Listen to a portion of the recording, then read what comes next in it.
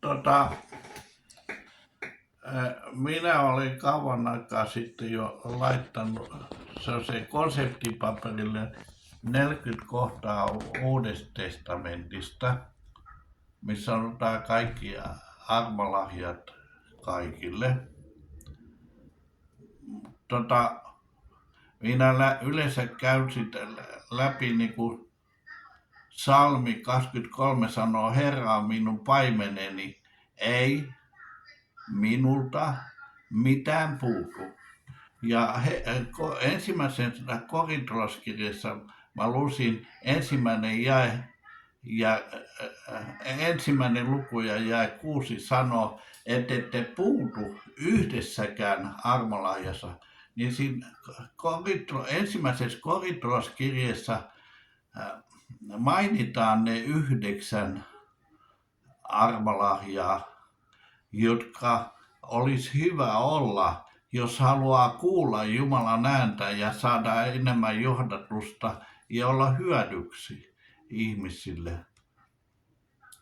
Että mä en muista mikä jae siellä on se, mutta jae luku 12, niin siellä sanotaan, että viisauden sana, niin se on puhua tulevaisuudesta.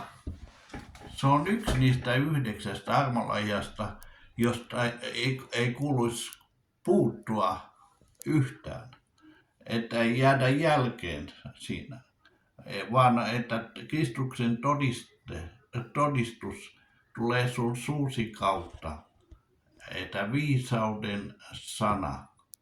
Viisaus näyttää jotain siitä, mikä on tulevaisuudessa, niin kuin että meidän kuuluisi rukoilla viisautta, sanoa Jakobinkin kirja.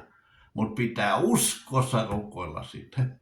Mutta sitten tiedonsana tarkoittaa nykyistä tai mennyttä detaljia,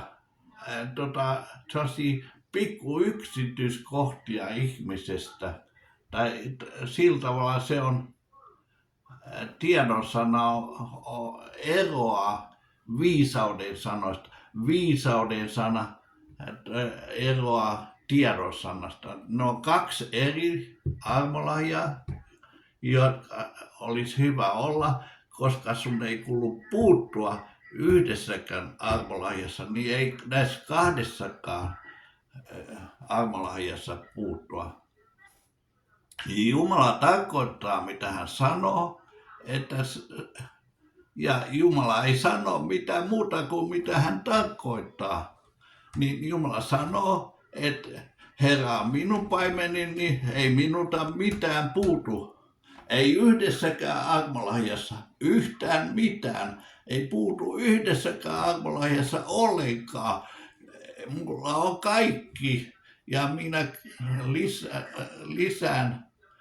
Minä miettin päivittäin niitä armolahjoja, että Jumala käyttäisi minua, mutta ne on tarkoitettu kaikille.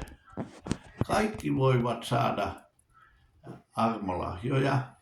Sitten on uskon armolahja. Niin Jeesus sanoi, että uskokaa, että teillä on taivaallinen koti Isän luona. Niin Jeesus sanoi, uskon kautta me voidaan mitä tahansa.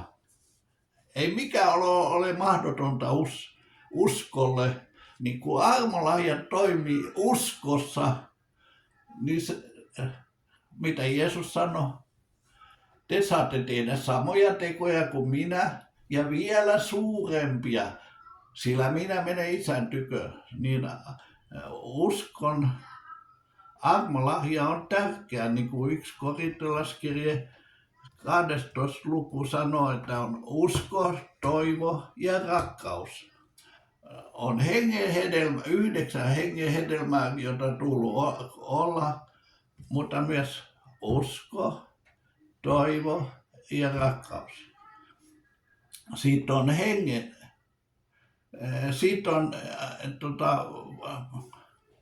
parantamisten armolahjat.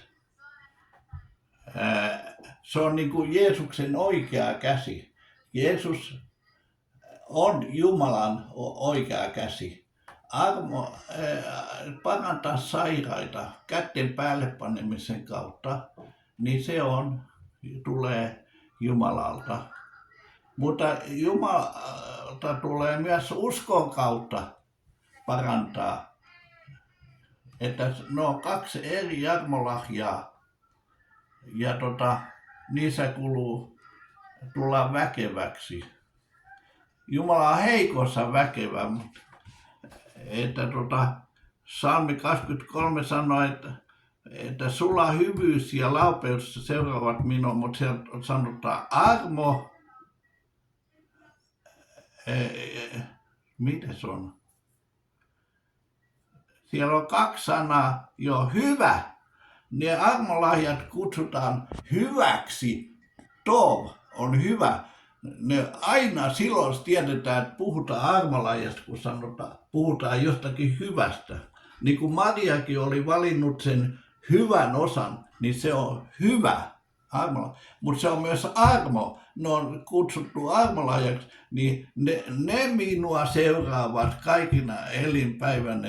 Hän voitelee minun pääni öljyllä, minun maljani on ylitse vuotavainen, mulla on ne 9 armolahjaa. Se koko ajan sanotaan tavalla tai toisella, ettei kuulu puuttua.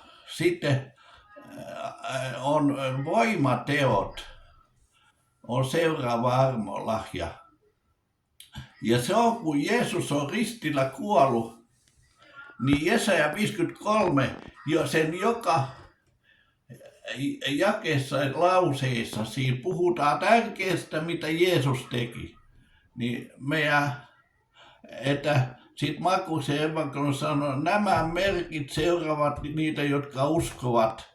Kuka uskoo meidän saarnaamme, se on Jesaja 53. Sitten Paavali sanoi, että usko tulee kuulemisesta ja kuuleminen Kristuksen sanan kautta tai Jumalan, niin se on voimateot, siis englanniksi miracles, että ihmeet, mutta suomeksi yleensä sanotaan voimateot, niin ne seuraavat uskoa, ne on nämä merkit seuraavat, jotka uskovat, niin jokainen saa myös voimateot.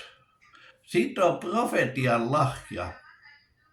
Niin se profetian lahja, niin Jeesus eniten tahtoo, että kaikki ihmiset profetoisivat. Ei, että kaikki olisi profeettoja, vaan että profetoisivat. He tarvitsevat sitä itse ja toiset tarvitsevat sitä. Niin profetoiminen, niin se on hyvin arvostettu. 1 Korintalaiskirja 14 ja 1 sanoo, että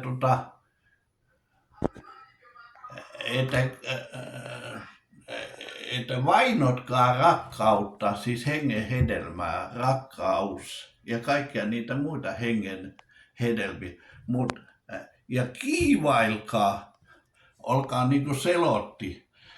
Armolahja saada niitä 9 armolahjaa, että sä et olla passiivinen ja tahdoton armolahjojen suhteen, vaan sinä omit ne, sinä haluat ne määrättömästi ja ilman mitään rajaa. Niin kuin Luukkaan evankeliumi 11 luku jae 13 sanoo, että niin Jumala antaa taivaasta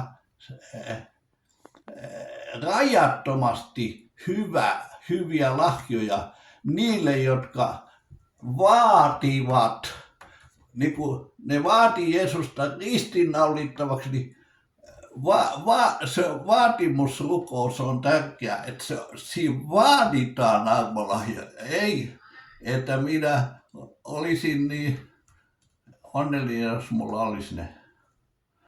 Sitten henkiä erottaminen, niin kun kukaan ei sano, Jeesus on Herra muuta kuin pyhässä hengessä, niin samalla lailla niin henkiä kuuluu erottaa. Älkääkä usko kaikkia henkiä, että pitää olla se pyhä henki sussa. Ja se on pyhä hengen pitää toimia. Niin sun pitää erottaa henget. Niin kuin Johannes sanoi ensimmäisessä kirjassa, että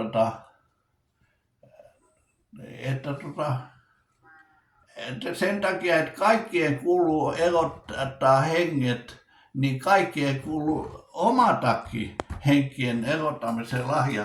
Miten sä voit sanoa, että toi erota henget, jos ei sulla ole sitä? Mutta kun sulla on kaikki, niin sä voit sanoa, että erota henget. Ja sitten kielet. Kaikkien kuuluu puhua kielellä, kun kaikkien kuuluu rukoilla. Kun puhuu kielillä, niin puhuu Jumalalle salaisuuksia. Niin rukoileminen hengessä armolahjojen kautta niin on tärkeää. Ja sitten on vielä se selittämisen lahja. Ja se lukee 1 Korintalaiskirjan 14, että kuuluisi olla se selittämisen lahja, mutta muutenkin se ilmenee, että ne osas selittääkin. Eri paikoissa Uudessa testamenttia niin puhutaan siitä selittämisen lahjasta. Että koska muuten ei kielillä puhuminen rakenna, ellei sitä selitetä. Kielillä puhuminen ei rakenna, jos ei ole profetiaa. Profetoiminen rakentaa, kielillä puhuminen ei rakenna, jos ei ole selitystä. Että minä olen nyt selittänyt nämä 9 armolahjaa, 9. armolahja tai kirjan hebrean kielellä on tet, joka on niin kuin kohdun näköinen, että sinun sisimmästä, sinun kohdustasi vuotava pyhän hengen joet, ne on 9 jokea sen takia, koska se kirjain on 9 ja armolahjoja on 9 ja hengen hedelmiä on 9. Niin että jos se kolahti ja jos sä sait jotain tästä, niin kuuntele sitä ja mieti sitä, onko sulla kaikki armolahjat ja miten sä käytät niitä. Jumala tahtoo vaan antaa sulle hyviä lahjoja.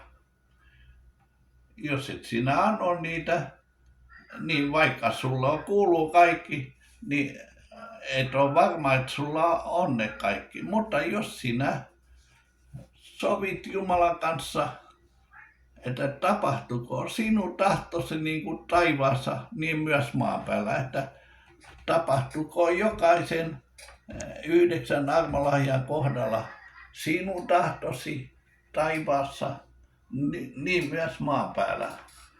Joo.